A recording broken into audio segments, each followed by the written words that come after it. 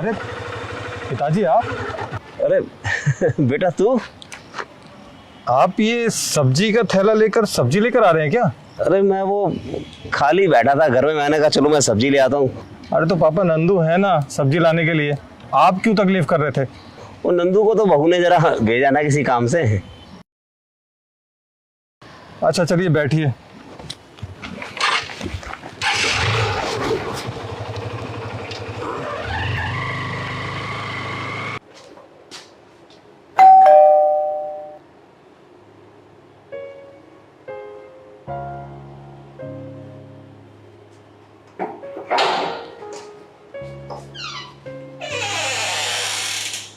आइए पापा। नेहा एक बात बताओ, नंदू कहाँ है जो पापा सब्जी लेने गए थे? मेरा कुछ पर्सनल काम था इसलिए उसे बाहर भेजा था। अरे ऐसा क्या पर्सनल काम हुआ कि पापा को सब्जी लानी पड़ी? ओहो, मैं खाली तो बैठा था घर में, ले आया सब्जी को, क्या हो गया? अरे नहीं पापा, आपकी उम्र नहीं है बाहर के काम करने की, अब आपकी उम्र आराम करने की है। और हाँ, आज के बाद पापा को कोई भी बाहर का काम नहीं बताओगी तुम, समझी? अरे मत भड़क बहू पे, थका आ रहा है, चल पहले पानी वानी पी, चला आजा।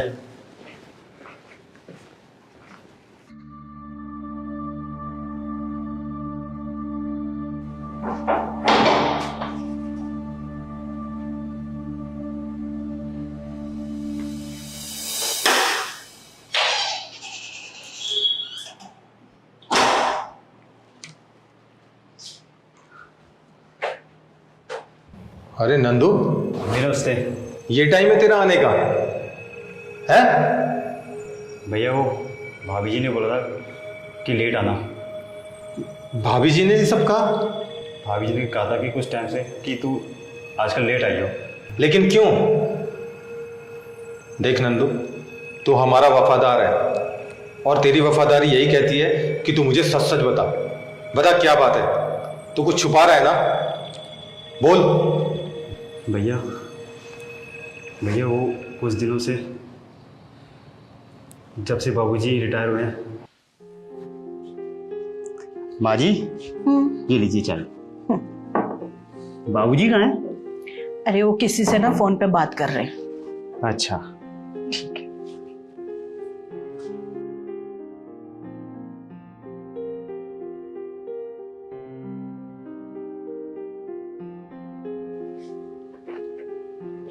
लो चाय पियो। क्या हुआ, परेशान दिख रहे हो? अरे बैंक वाले का फोन आया था, पता नहीं मेरे डॉक्यूमेंट्स में क्या मिसिंग हो गई है, मेरी पेंशन रुक गई। क्या? हाँ, अब सारी उम्र हो गई काम करते करते, अब खुशी का टाइम आया था कि सोचा था कि 2 पैसे इकट्ठे होंगे तो हम दोनों तीरथ पर जाएंगे। सारी उम्र तो हो गई बच्चों का करते करते, पता नहीं किस्मत में क्या लिखा है, क्या होगा हमारा। और सरकारी काम है ना, जब होगा तो तब होगा, पता नहीं कितना वक्त लग जाए। शुक्र मनाओ, हमारे बहू बेटे बहुत अच्छे हैं, हमें किसी चीज की कमी नहीं होने देंगे। अरे उनका भी तो आगे परिवार बढ़ेगा, उनके भी तो खर्चे होंगे, वो कैसे करेगा? हमारा भी करेगा, अपना भी करेगा, बहू का भी करेगा, अपने बच्चे का भी करेगा, उसको भी तो अपने बच्चे को पढ़ाना है, लिखाना है, क्या क्या करेगा वो। सब हो जाएगा, आप टेंशन मत लो, सब ठीक होगा। कुछ ठीक नहीं होगा माँ जी, अब जितना ठीक होना था वो हो चुका, पर मुझे नहीं लगता कि अब कुछ ठीक हो पाएगा। अरे हम लोग भी आपकी पेंशन का वेट कर रहे थे कि आपकी पेंशन आएगी तो हम कुछ बड़ा कर सकेंगे, बड़ा घर लेंगे, पर आप लोगों ने तो मेरे सारे सपनों को तोड़ दिया। पर अब ऐसा नहीं होगा। और हाँ माँ जी और बाबू जी, आप दोनों कान खोल के सुन लीजिए, आप दोनों को भी इस घर का पूरा काम करना पड़ेगा, क्योंकि अब मुझसे अकेले नहीं होगा। और हाँ माँ जी, आपको क्या लगता है कि आपका बेटा आपकी सुनेगा? इस गलतफहमी में बिल्कुल मत रहिए, क्योंकि वो मेरी ही सुनेगा, क्योंकि इस घर की मालकिन मैं हूं। समझे आप दोनों?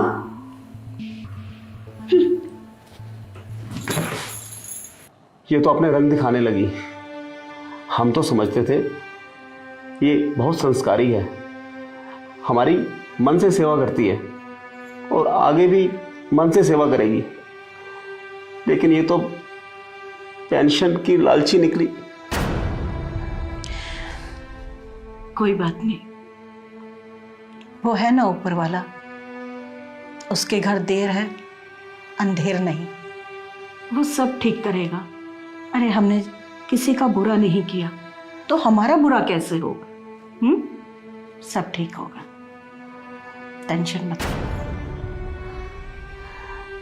तुम साथ हो ना तो बड़ी से बड़ी मुश्किल हम पार कर लेंगे।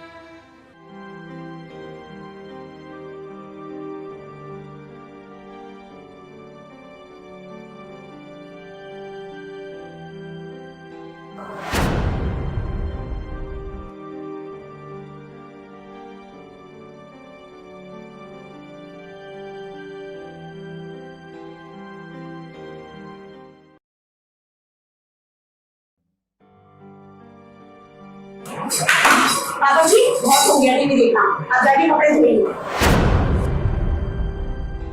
जाइए जल्दी।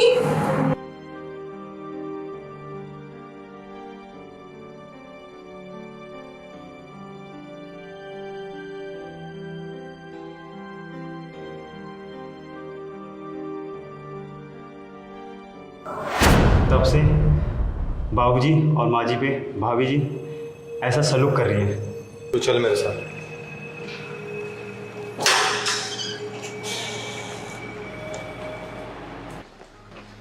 नेहा, नेहा, बेटा तू ऑफिस नहीं गया और तू इतने गुस्से में क्यों है? बताता हूं माँ। हाँ जी। तुम मेरे माँ बाबूजी के साथ ऐसा कैसे कर सकती हो? पर मैंने क्या किया? मैंने क्या किया? ज्यादा ना नाटक करने की जरूरत नहीं है। नंदू बता। भाभी जी, जो व्यवहार आपने माँ बाबूजी के साथ किया ना, वो सब मैंने भैया को बता दिया। आखिर ऐसी क्या कमी रह गई थी नेहा, हैं? जो तुम मेरे माँ बाबूजी के साथ ये सब कर रही थी? अरे शर्म आनी चाहिए तुम्हें।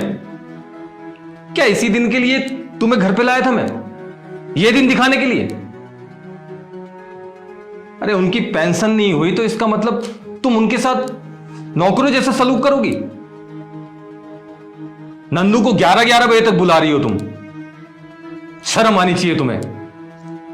जिनकी उम्र आराम करने की है उनसे तुम घर के काम करवा रही हो।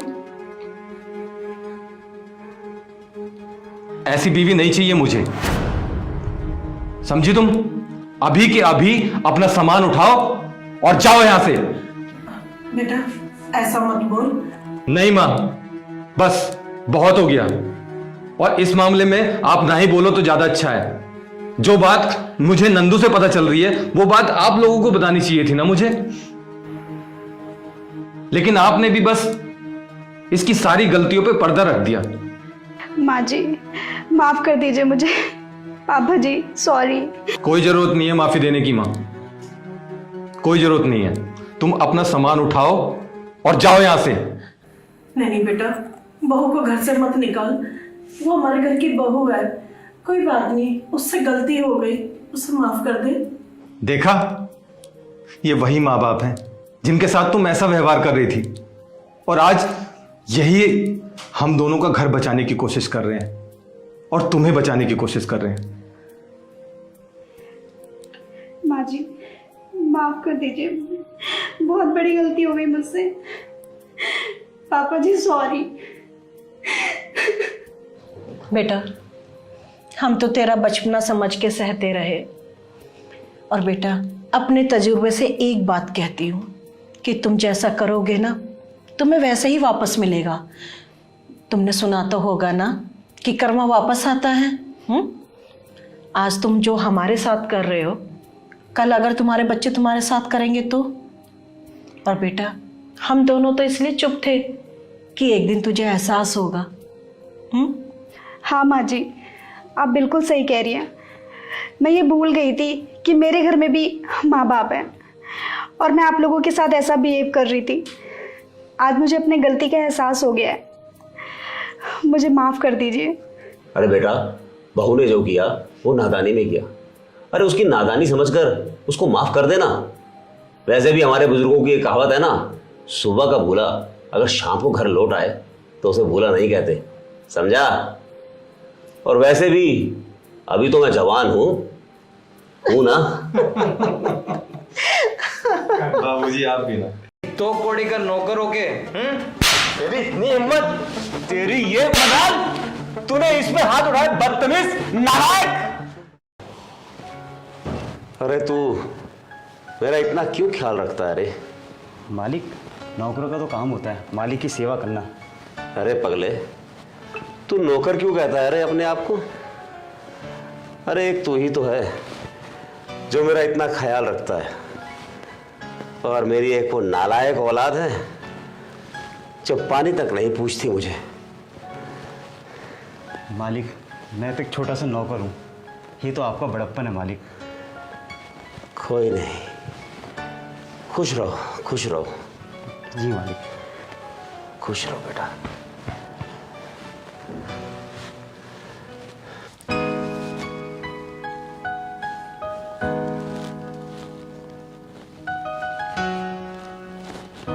मालकिन, बाल तो आपके बन गए। अब मैं आपके लिए सेब का जूस बना के लाती हूँ। अरे नहीं रामा, अभी ना मेरा मन नहीं है। क्या मन नहीं है? मन हो या ना हो, पर जूस तो आपको पीना ही पड़ेगा। अरे रामा, तू मेरी कोख से बेटी बनकर क्यों नहीं पैदा हुई रे? मालकिन, आप बेटी ही तो मानते हो मुझको, और मेरे उनको बेटा। तो फिर अब मैं आपके लिए जूस लाती हूँ, ठीक है? चुपचाप जूस पी लेना। अब तू मानने वाली तो है नहीं, हाँ? जूस पिला के ही छोड़ेगी। अच्छा चल जा, लिया। ठीक है, अरे क्या लेगा?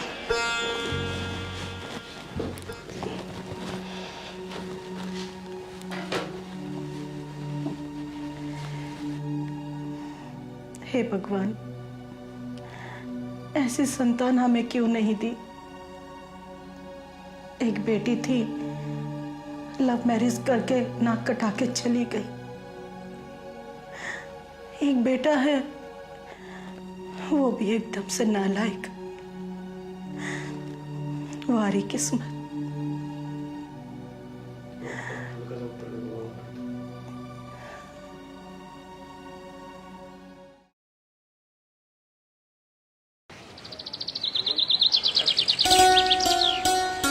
बस बस मोहन, बस अब और नहीं। एक चक्कर तूने गिने कितने चक्कर लगवा चुका है तू? अभी 5 ही हो रहे हैं। हैं? 4 और चक्कर मारते हैं, 5 ही चक्कर हो रहे हैं। बस बस भाई, बस बस, अब और नहीं, और नहीं। पानी पीजिए।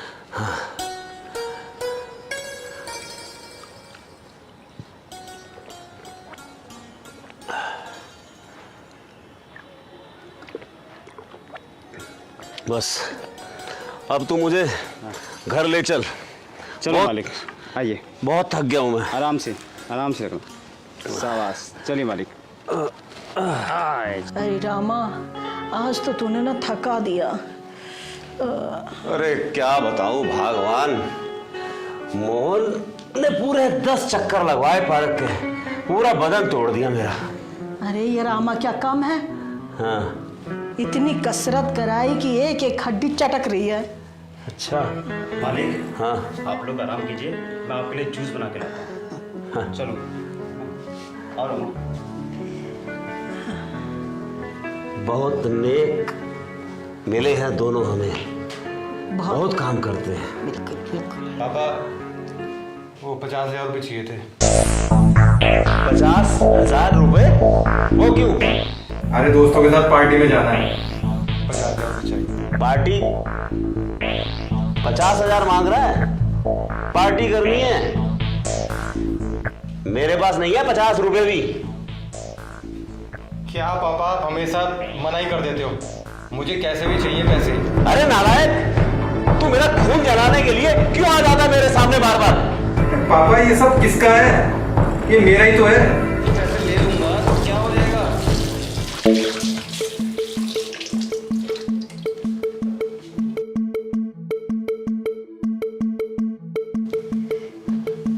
ये छोटे मालिक कुछ ज्यादा ही नहीं बिगड़ते जा रहे हैं?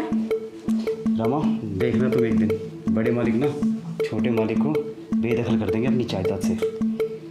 अच्छा मोहन, इनके बाद ये सब किसका होगा? किसका होगा?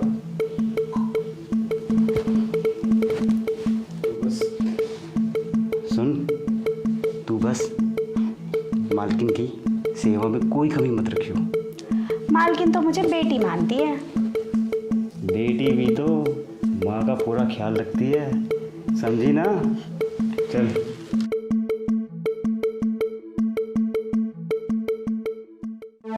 ये प्रॉपर्टी, ये धन दौलत ना हम किसी को दान कर देंगे, पर तुझे एक फूटी कौड़ी नहीं देंगे।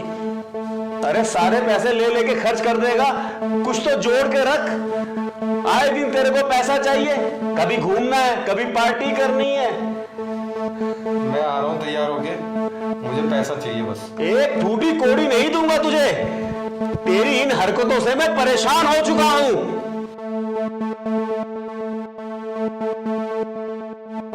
लीजिए मालिक, जूस पीजिए।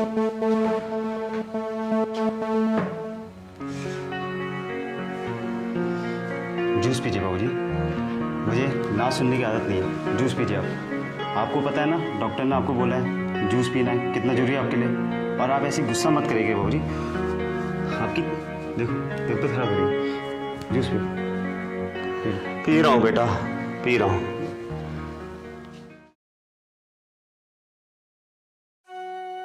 ये आज तक कहां चला गया? क्या है, आप न्यूज ही देखते रहते हो। अरे यार, रात को मैं न्यूज ना देखूं तो मुझे नींद नहीं आती। ठीक है, आ गया मालिक। हाँ, आज खाने में क्या बनाऊं? जहर मिला दे इनके खाने में। छोटे मालिक, अभी क्या बोल रहे हैं? सही तो बोल रहा हूँ, जहर खिला दे खाने में मिला के। ये क्या बोल रहे हैं मालिक आप? अच्छा, तो तू वो मुझसे जुबान लड़ाएगा, एक 2 कौड़ी का नौकर होके? तेरी इतनी हिम्मत, तेरी ये फसाद, तूने इस पे हाथ उठाए, बदतमीज, नालायक। नालायक कहीं का, निकल जा मेरे घर से। निकल जा? अरे निकलोगे तो तुम दोनों, तुम्हें निकालूंगा इस घर से और मैं मालिक बनूंगा इस घर का। तू मालिक बनेगा? हाँ, तू मेरी जायदाद लेगा? मुझे निकालोगे? मुझे निकालोगे?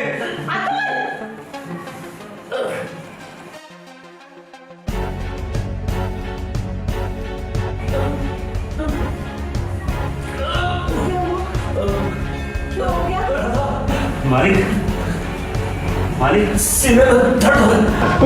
बहुत नाटक कर लेते हैं उल्टे।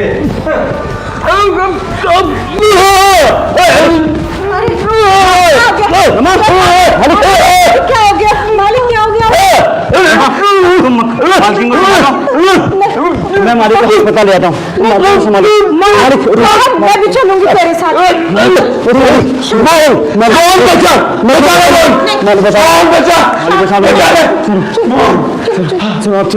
मालिक चलो।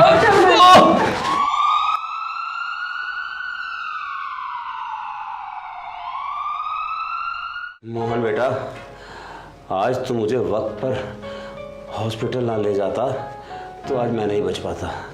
मालिक, इंसानियत के नाते ये मेरा फर्ज था। तो बेटा मोहन, आज से तू मुझे मालिक नहीं, बाबूजी बोलेगा। ठीक है बाबूजी।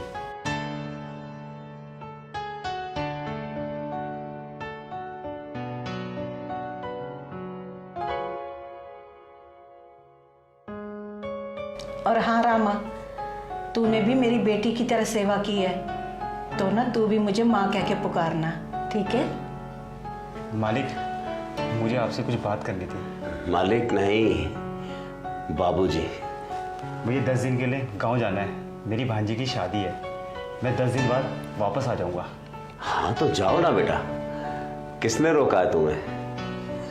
ठीक है बाबूजी। किसी चीज की भी कोई दिक्कत हो तो मुझे फोन करना। जरूर बाबूजी। ठीक है? ठीक है बाबूजी। हाँ आप भी अपना पूरा ध्यान रखिएगा। हाँ, ठीक है। चलो रमा, आओ। कितने नेक बच्चे हैं दोनों, कितना ख्याल रखते हैं हमारा। एक हमारा निकम्मा जो खाने को पड़ा रहता है कि खा जाऊं माँ बाप को।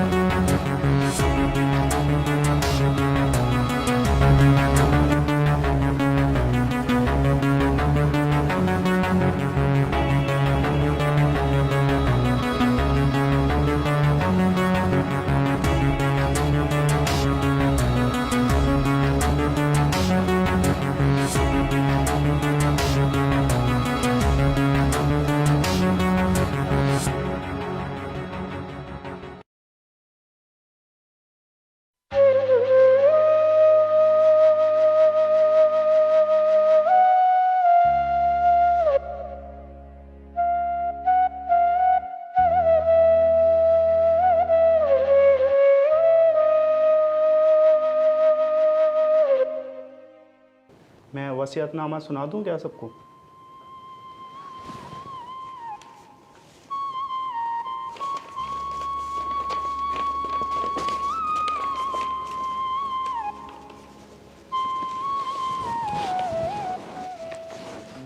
मैं सेठ धनराज वल्द लक्ष्मीचंद धनराज अपने पूरे होशो आवाज़ में ये वसीयतनामा लिखता हूँ कि मेरे मरने के बाद जो भी मेरी जायदाद है, बैंक बैलेंस है, उसका वारिस मेरा नालायक बेटा ही होगा।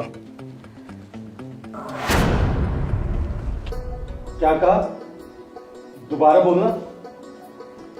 मैं सेठ धनराज वल्द लक्ष्मीचंद धनराज अपने पूरे होशो आवाज़ में ये वसीयतनामा लिखता हूँ, मेरी सारी जायदाद और बैंक बैलेंस का मालिक मेरा नालायक बेटा ही होगा। पापा तुसी ग्रेट हो। और हाँ सुनिए, इस वसीयतनामे में कुछ और भी लिखा है। रामा और मोहन इन दोनों को कमरे से ना निकाला जाए क्योंकि इन्होंने माँ बाप की बहुत सेवा की है। और हाँ, पिताजी ने वसीयतनामे में ये भी लिखवाया है कि इन दोनों के खाते में 20-20 हज़ार रुपये डलवाए जाएं। और अगर जो ये यहाँ रहना चाहते हैं तो खुशी खुशी रह सकते हैं, अन्यथा ये जाना चाहते हैं तो ये खुशी खुशी यहाँ से जा सकते हैं। अच्छा माँ जी, अच्छा सर।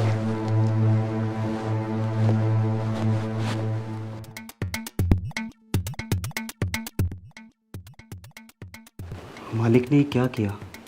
मालिक से ये उम्मीद तो नहीं थी। चुप कर।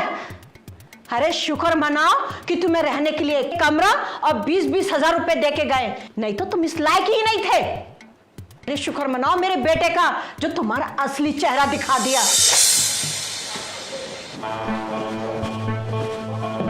सुनो जी, बुड्ढे की हालत बहुत खराब है, कब निकल जाए कुछ पता नहीं।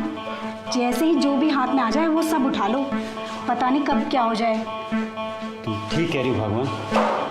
बुड्ढे ने वैसे बोल तो दिया है कि पैसे मैं दे दूंगा, और वैसे भी ये प्रॉपर्टी हमारे नाम होने वाली है क्योंकि हमने इतनी सेवा जो करी है। तुम चिंता मत करो। और छोटे मालिक का क्या, वो तो वैसे ही नशे में रहते हैं। ये प्रॉपर्टी हमारे नाम ही होगी, तुम देखते जाओ। बस ये हो जाए फिर तो हमारा भला ही हो जाएगा।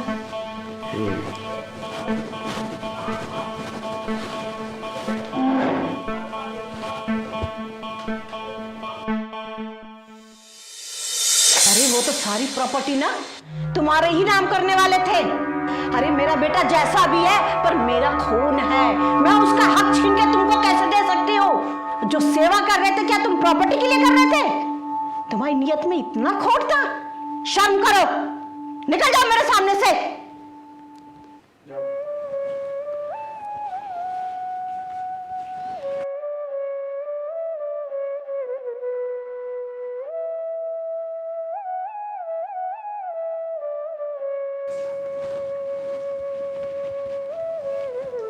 तूने ठीक किया माँ, ऐसे के साथ ऐसा ही होना चाहिए। तूने ठीक किया माँ, ऐसे लोगों के साथ ऐसा ही होना चाहिए।